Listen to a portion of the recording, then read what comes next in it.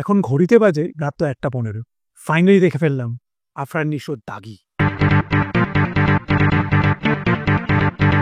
নমস্কার, welcome to finally বাঙালি। অনেকদিন ধরে ইচ্ছা ছিল যে বাংলাদেশে একটা সিনেমা দেখার এবং সেটাকে কভার করার আমাদের চ্যানেলে। ব্যাপারটা হচ্ছে, সত্যি কথা বলতে গেলে আজ পর্যন্ত সেরকম খুব একটা যে বাংলাদেশি সিনেমার উপরে আমার এক্সপোজার বা খুব একটা যে বাংলাদেশি সিনেমা দেখা হয়েছে তা কিন্তু না। হাতে গোনা বলতে গেলে আমি আয়নাবাজি দেখেছিলাম চঞ্চল চৌধুরীর, যেটা অসাধারণ লেগেছিল, কিছু বছর আগে দেখেছিলাম। এবং তারপরে নেক্সট সিনেমা যেটা কমপ্লিট আমি বাংলাদেশি সিনেমা দেখেছি সেটা হচ্ছে সুরঙ্গ। সেই সুরঙ্গ থেকে একটা সিনেমা দেখেই আমি আফরান নিশোর ফ্যান হয়ে গেছিলাম যাকে বলে। এবং তারপরে কিছু কিছু নাটকের ক্লিপস এগুলো তো আসতেই থাকে, ইউটিউব বা ফেসবুকে এইসব জায়গায় আসতেই থাকে। হাসির বিষয় এটা যে আমার বাবা, তিনি কিন্তু আবার খুব বলতে গেলে মানে এই নাটক এগুলো খুব দেখে, বাংলাদেশি নাটকের কথা বলছি। যাই হোক, অনেক অপেক্ষার অবসানের পর দাগি দেখে উঠলাম। সিনেমাটা যদি এক কথায় বলতে যাই, ইমোশনালি ব্যাকফ্লিং যাকে বলে। প্রথম কথা, এই সিনেমাটার যে প্লট সেইটা কিন্তু যে খুব আউট অফ দ্য বক্স বা খুব আমরা এরকম প্লট আগে দেখিনি তা কিন্তু না। It's a very simple kind of plot, crime drama বলতে পারেন। বাট তার যে ট্রিটমেন্ট এবং স্পেশালি আফরান নিশোর যে অ্যাক্টিং, সেইটা সিনেমাটাকে যে কোন লেভেলে নিয়ে যায়। প্লটের ব্যাপারে যদি একটুখানি বলি, প্রথম কথা বলতে গেলে এই সিনেমাটা কিন্তু একটা নন লিনিয়ার প্লট হিসেবে চলতে থাকে। নন লিনিয়ার মানে কি হিসাবে বলছি, যে এখানে কিন্তু টাইম লাইনে ব্যাক অ্যান্ড ফোর্থ হতে থাকে। প্রথমে যখন সিনেমাটা একদম প্রথম দিকে দেখি সেটা হচ্ছে একটা প্রেজেন্ট টাইম লাইন, এবং একটা সময়ের পর দেখা যায় যে আফরান নিশোর যে ক্যারেক্টারটা নিশান, সে তার পুরনো কথাগুলো ভাবছে যে সে কীভাবে জেলে গেছিল। আফরান নিশো একটা জেলের কয়েদি হিসেবে দেখানো হয়েছে, যিনি 14 বছরের যাকে জেল হেফাজতে রাখা হয়েছে, পার হওয়ার কিছু মাস আগেই সে জেল থেকে ছাড়া পেয়ে সে তার নিজের বাড়িতে যায়। এবং সেখানে he is trying to go head and he is trying to remember his old days. সিনেমাটা ডাইরেক্ট হচ্ছে শিয়াব শাহিন এবং এটা ওনার সেকেন্ড সিনেমা। আমি নিজের যতটুকু রিসার্চ পেরেছি সেটা দিয়ে যা বুঝতে পারলাম যে এর আগে ইনি মরিচিকা বলে একটা ওয়েব সিরিজ করেছিলেন এই আফরান নিশোর সাথে। এবার এখানে যদি আমি প্রথম কথা আফরান নিশোর কথায় তো আসবই, বাট এখানে যদি প্লটের ব্যাপারে বলতে চাই, প্লটটা অ্যাজ আই সেড যে এটা কিন্তু খুব একটা সিম্পল কাইন্ড অফ প্লট। যে এখানে একটা জেল কয়েদি এবং তার যে গিল্ট, সে 14 বছরের জেল হেফাজতে কেন গেছিল, তার রিপারকাশনস কি, তার ফ্যামিলির উপরে, তার নিয়ার অ্যান্ড ডিয়ারেন্স উপরে, তার লাভ লাইফের উপরে, সেইটার উপরে পুরো সিনেমাটাকে বেস করে দেখানো হয়েছে। বাট এইটার যে ইমোশনাল, সেটা এতটাই হেভি, কিছু কিছু সিনস এতটাই আপনাকে ইমোশনালি হিট করে। এবং এও না যে এরকম ইমোশনস আপনারা কোনোদিনও ফিল করেননি বা আগে কোনোদিনও আপনারা দেখেননি বড় পর্দাতে। আমরা হিন্দি সিনেমাতে কিছু কিছু সিনেমা, যেটা আমার খুব মনে পড়ছিল, একটা হচ্ছে মহারাজা, কাইন্ড অফ এরকম একটা সিমিলার আমরা ইমোশনস আমরা মহারাজাতেও দেখেছি অ্যাবাউট গিল্ট অ্যান্ড রিগ্রেট। এখানে যে গিল্ট অ্যান্ড রিগ্রেটটা দেখি সেইটার অনেকগুলো স্তরে যায়। এক হচ্ছে, প্রথম কথা, যখন আফরান নিশোর যে ক্যারেক্টারটা, সে তার যে একটা ক্রাইম করেছিল সেটা তার ভুলবশতিতে হয়েছিল, সেই যখন রিয়েলাইজ করে, সেইটার যে রিপারকাশনস, সেইটা তার লাইফকে কিভাবে এফেক্ট করে, তার রিলেশনশিপসকে কিভাবে এফেক্ট করে, সেটা এত সুন্দরভাবে এক্সপ্লোর করেছি। এবং এটা বলতেই হবে, আফরান নিশোর অ্যাক্টিং এই সিনেমাটাতে, আফরান নিশো লিটারালি নিজেকে ছাপিয়ে গেছে। আমি এর আগে সুরঙ্গ দেখেছিলাম রায়ান রাফির, যেখানে আফরান নিশো একটা অসাধারণ রোল করেছিল। সেম লিড প্লেয়ার এখানেও ছিল, যেরকম তমা মির্জা এবং আফরান নিশো। ওই সিনেমাটা দেখে আমি literally as I said like আমি কিন্তু আফরান নিশোর ফ্যান হয়ে গেছিলাম। বাট এখানে আফরান নিশোর যেই লেভেল ইমোশনাল ডেপথ গেছে, এবং একটা যদি ছোট ডিফারেন্স বলতে চাই, তাহলে সুরঙ্গর ক্যারেক্টারটা ওয়াজ ড্রিভেন বাই রিভেঞ্জ। এখানে কিন্তু সুরঙ্গর ক্যারেক্টারের মতো he is not driven by revenge, he is driven by desperation. এবং এটা বলতেই হবে যে তার যে গিল্ট, তার যে রিমোর্স এবং নিজেকে সরি ফিল করা, সেই জিনিসটাকে আফরান নিশো এমনভাবে ফুটিয়ে তুলেছে, ইট ইজ আনবিলিভেবল যাকে বলে। প্রতিটা ইমোশনস, প্রতিটা সিন। এবং তমা মির্জারও এখানে, আমার সুরঙ্গতে তমা মির্জার ক্যারেক্টারটা খুব আন্ডারওয়েলমিংলি লেখা হয়েছিল আমার মনে হয়েছিল। এবং কি বলি, রায়ান রাফির, আমি এটা আগেও শুনেছি, যেহেতু আমি রায়ান রাফিরও খুব একটা যে আগে সিনেমা দেখেছি তা না, বাট কাইন্ড অফ যেরকম সন্দীপ রেড্ডি বাঙ্গা যেরকম তার ফিমেল প্রোটাগনিস্টদের ট্রিট করে, সেরকমই তমা মির্জার ক্যারেক্টারটাও কাইন্ড অফ ওরকমভাবে আন্ডারওয়েলমিংভাবে লেখা ছিল সুরঙ্গতে। বাট এখানে তমা মির্জার ক্যারেক্টারেও কিন্তু নানান রকম ইমোশনাল ডেপথ, তার উপরে নানান রকম লেয়ার্স দেওয়া হয়েছে।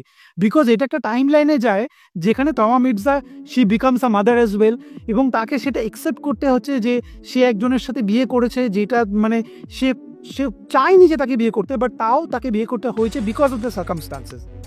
এবার ব্যাপারটা হচ্ছে, সিনেমার আরেকটা জিনিস যেটা খুবই ভালো লেগেছে, একটা বোবা মেয়ে রোল করেছে, who becomes like emotionally and romantically involved with Nisho's character.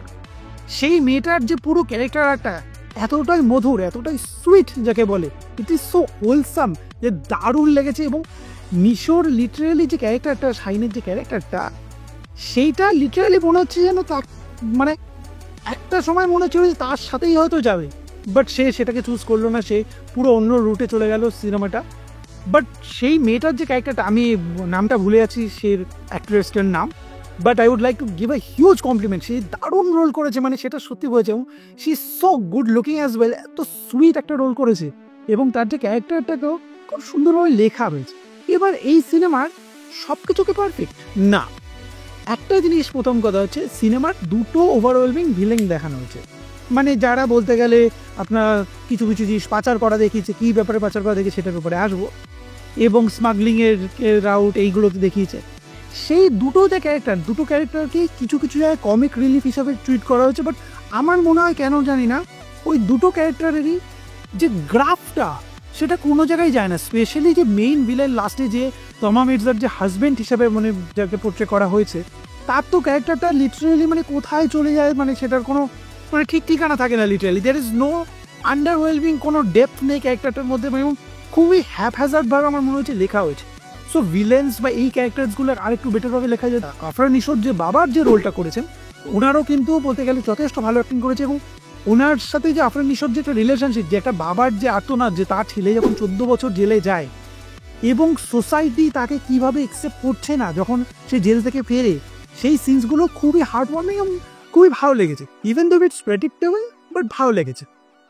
এবার আমার এই সিনেমাটা দেখে কিছু কিছু কোয়েশ্চেন আছে। প্রথম কথা যেরকম বললাম, I am completely overwhelmed by Afran Nisho's acting. সে এমন অ্যাক্টিং করেছে, এমন ছাপ ছেড়ে দিয়েছে এই সিনেমাটাতে তার অ্যাক্টিং রেঞ্জ এবং ইমোশনাল ডেপথে। এবং শেষ দিকে একটা টুইস্ট আছে অ্যাবাউট পেরেন্টহুড, সেইখানে আমার কেন জানি না আমার জিরো, যে শাহরুখ খানের যে 4-5 বছর আগে যে জিরো বলে সিনেমাটা বেরিয়েছিল, ফ্লপ ফিল্ম যদিও, বিরাট বড় ডিজাস্টার ফিল্ম, বাট অনেকে হয়তো আপনারা দেখেছেন জিরোতে পেরেন্টহুড নিয়ে, মানে শাহরুখ খানের যে বাউয়া ক্যারেক্টারটা আছে তার পেরেন্টহুড নিয়ে আনুষ্কা শর্মার ক্যারেক্টারের মধ্যে একটা জায়গায় একটা কনফ্লিক্ট লাগে। আমি পুরো স্পয়লার দিচ্ছি না, তাহলে অনেকেই হয়তো দেখেননি সিনেমাটা, এখনও সিনেমাটা চরকিতে চলে এসেছে, আপনারা দেখতে পারেন। বাট আপনি যখন সিনেমাটা দেখবেন, আপনি একটা বাউয়ার ওই সিনটার সাথে একটা বলতে গেলে রিলেশন হয়তো পেতে পারেন, আমার তো মনে হয়েছে।